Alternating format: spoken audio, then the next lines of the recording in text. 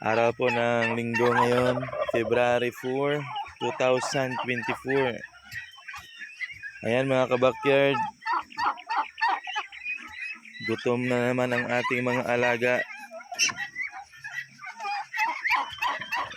Umagang kay ganda po para sa lahat. Gagawa natin ng video kung paano kami mag-prepare ng kanilang mga pagkain ngayong umaga.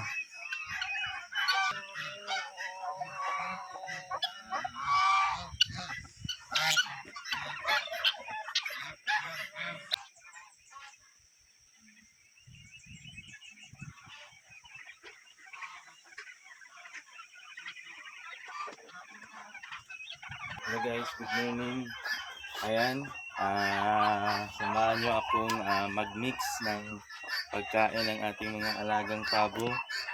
Naka-prepare na po yung ating gagamiting mga sangkap sa gagawin nating mga pagkain ng ating mga pabo, pato, gansa at mga bingala, no? Isahan na ito.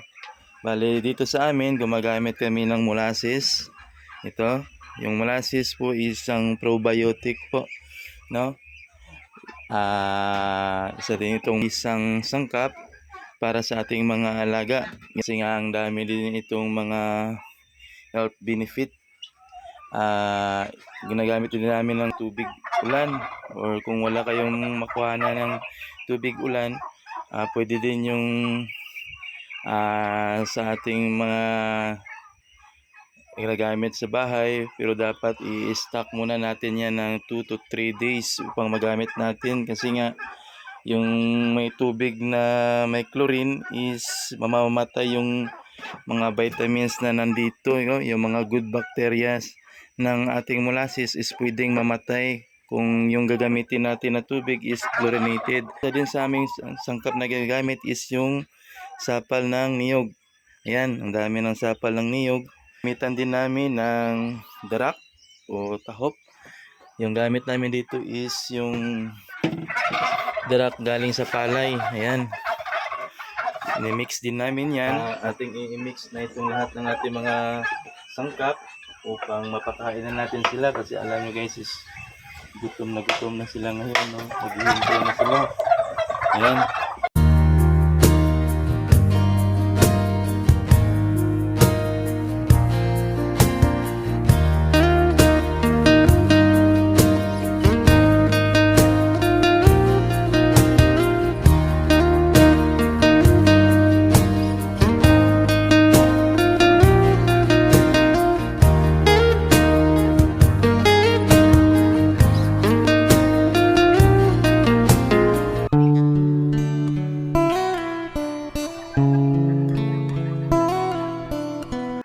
Ayan, nalagyan na natin ng sapal ng niyog, yung may tubig na molasses at darak.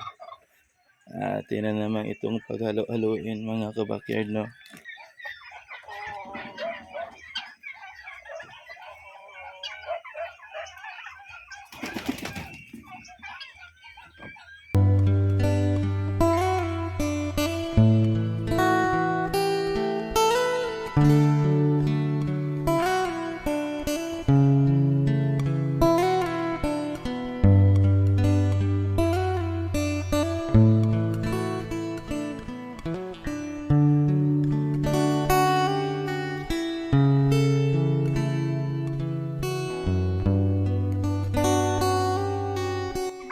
Ayan, ubos ka agad mga kabakyard, no? Sisigla nilang kumain.